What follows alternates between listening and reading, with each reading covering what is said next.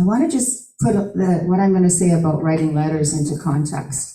I think people need to know there are certain facts to be communicated.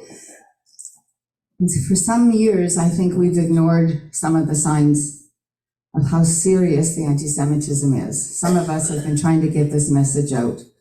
So I want to just give you a couple of things that you need to know, because the media and academia and some of our politicians are still speaking badly about Israel and consequently of the Jewish people. And so it's important to think of this. One of the facts that you're going to hear, or one of the messages you're going to hear, and I'm seeing it from the Red Cross, is that Israel is going to rain down, hell on Gaza, and already having put a siege in place, they've cut off water and electricity. You need to know, only 6% of the water for Gaza comes from Israel. They have aquifers, they have sources of water. Why are they not using them? Because Hamas has polluted it, and there's evidence that when the billions of dollars have gone into Gaza to build the infrastructure, like ground pipes underground, Hamas has ripped them up and used them for weapons.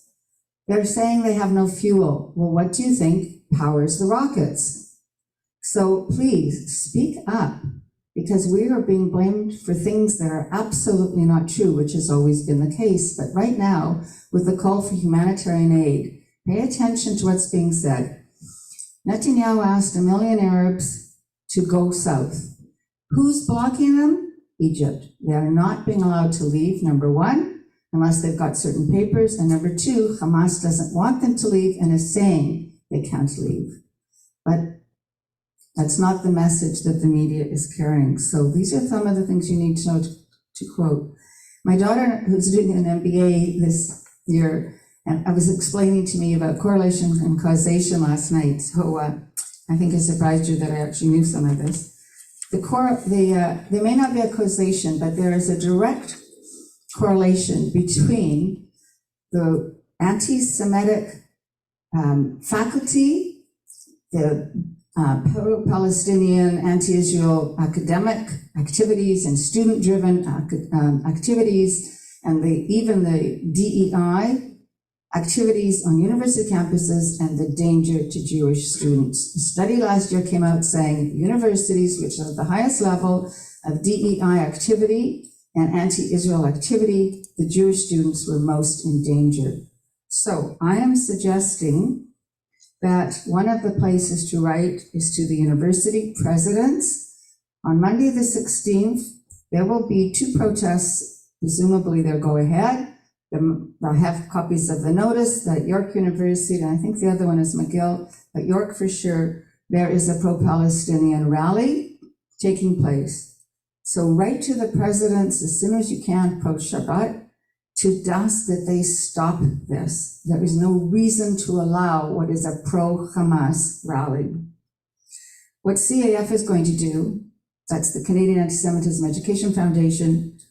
Michael and I write all the letters, he produces all the legal stuff to make sure I don't get us into trouble, is write to the president of every single university in Canada and to bring to their attention that they're needing to take a moral stand to prohibit the pro-Hamas rallies on campus. CBC put out a message, some of you may be aware of it. The head of the Journalistic Standards Department published a statement already on the Saturday of the invasion by the monsters of Hamas that said they cannot call them terrorists. Most of you may have seen that in the media. And they cannot deny that there's an occupation that Israel left in 2005. They are to say that Hamas is the head of the, quotes, Palestine occupied territories, which is unbelievable. And this is CBC, which gets a budget of $1 million from our government. So write to the head of CBC, the president, write to the head of the editorial and journalist departments, and ask that they tell the truth. I don't know if you'll get any results, but we should bombard them. The federal government is complicit in funding the incubator for terrorism. There's no question.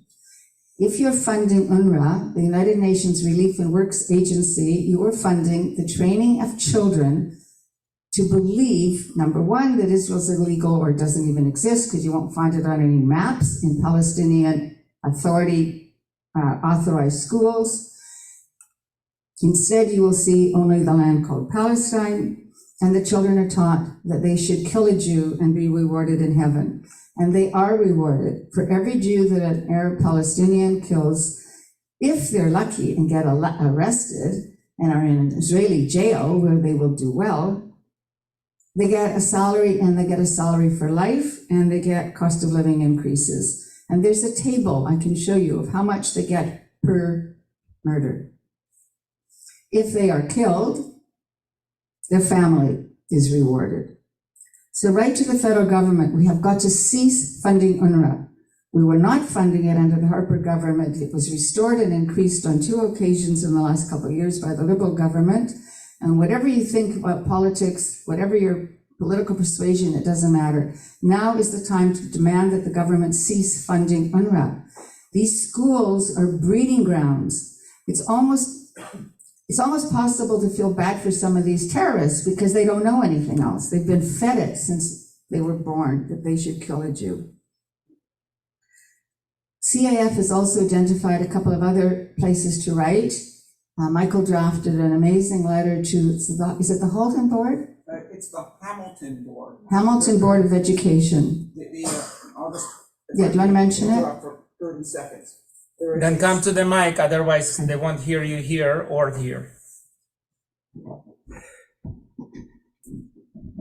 Sorry, just as a quick interruption on this. There is a school trustee, Hamilton Wentworth District School Board. Her name is Sabrina Dahab, D-A-H-A-B, and she has promoted a rally taking place in Hamilton tomorrow that is co-sponsored by an organization that has published Holocaust denial materials.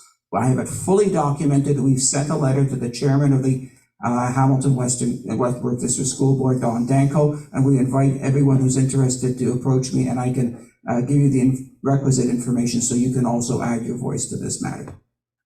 And the letter has been posted on the CAF website, and I took the opportunity to send that same letter to the Minister of Education, Stephen Lecce. We have got to get our politicians aligned with us. They need to see what's going on.